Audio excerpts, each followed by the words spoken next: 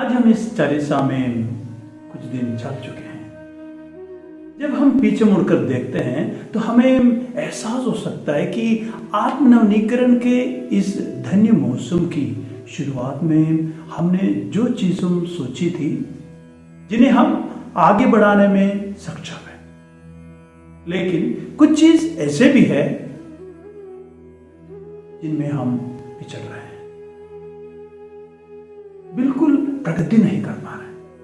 आइए हम ये समझें कि चालीसा स्वयं को बदलने के लिए स्वयं के साथ युद्ध करने का समय नहीं है, बल्कि यह मसीह की कृपा से स्वयं का मूल्यांकन करने और सही करने का समय है।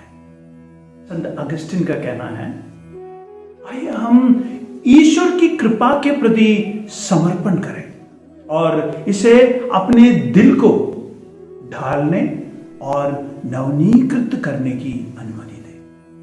संत तेरेसा उपवास काल को ईश्वर पर अपनी निर्भरता को गहरे करने और दूसरों के प्रति प्रेम बढ़ाने का समय कहती है। आज मैं आप लोगों के साथ एक किताब के बारे में चर्चा करना चाहता हूं, जिसका नाम है डाई एम्प्टी, खाली मरना। हम मरने के पहले ईश्वर के द्वारा हमें दिए गए सभी क्षमताओं और प्रतिभाओं को इस्तेमाल करना है, और मरते समय हम एक प्रकार से खाली हो जाना है।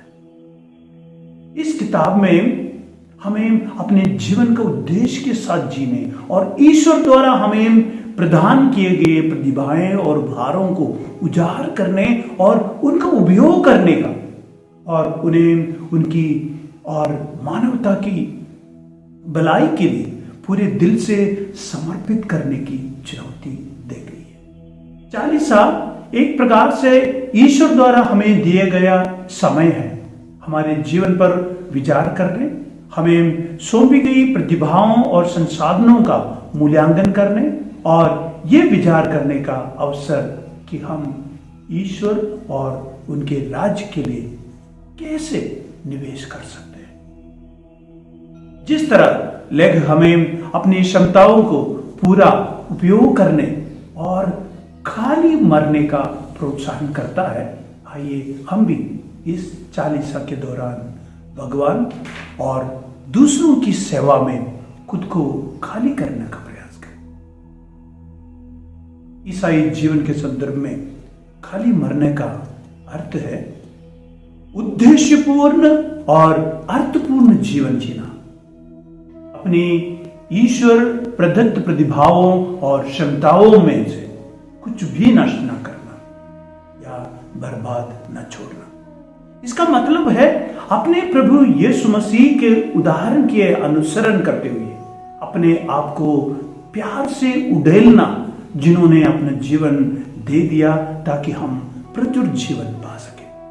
जैसे ही हम उपवास के माध्यम से यात्रा करते हैं, आइए हम डाई एम्प्टी के 4 सिद्धांतों पर ध्यान दें और उन्हें अपने आध्यात्मिक जीवन में लागू करें।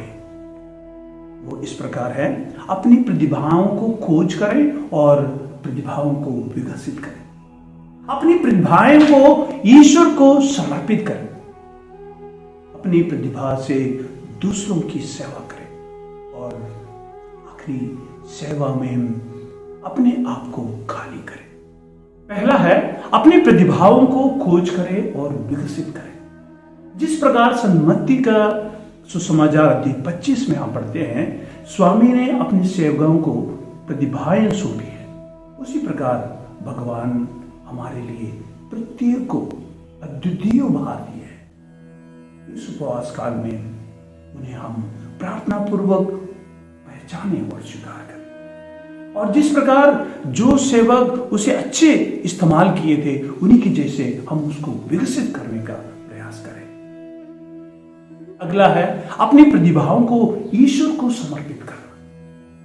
रोमियो के नाम पत्र अध्याय 12 में हम पढ़ते हैं, एक जीवंत पवित्र सुग्राह बलि के रूप में अपने आप को ईश्वर के प्रति अर्पित करें। इनमें उनकी महिमा के लिए अपनी प्रतिभाएं और क्षमताओं को समर्पित करना। अगला है अपनी प्रतिभा से दूसरों की सेवा करना। मार्कुस का सुसमाचार 10:45 में हम पढ़ते हैं, मानव पुत्र सेवा कराने नहीं परंतु सेवा करने और बहुतों को बचाने के लिए अपने प्राण दे। आइए हम इस पवित्र काल की अवधि में दूसरों की सेवा करने के लिए अपनी प्रतिभा का उपयोग करने का निमंत्रण अपने आप को दे और जो प्रभु का हमारे सामने उदाहरण सामने है उसको अपनाए। अगला है सेवा में अपने आप को खाली करना। फिलिपियों के नाम पत्र अध्याय 2:4 से 7 में हम पढ़ते हैं, हमें ना केवल अपने हितों को बल्कि दूसरों के हितों को भी देखना जरूरी है। इस उपवास काल में यही हम अपने आप को करने का और कराने का प्रयास करें। भाइयों, जैसे हम इस उपवास काल में ईश्वर और दूसरों की सेवा में खाली मरने का प्रयास करते हैं, हम उनके प्रेम, अनुग्रह और करुणा से भर जाए। हमारे जीवन उनकी भलाई और दया का प्रमाण हो और हम उनकी प्रशंसा के शब्द सुने। शाबाश अच्छे और वफादार सेवक।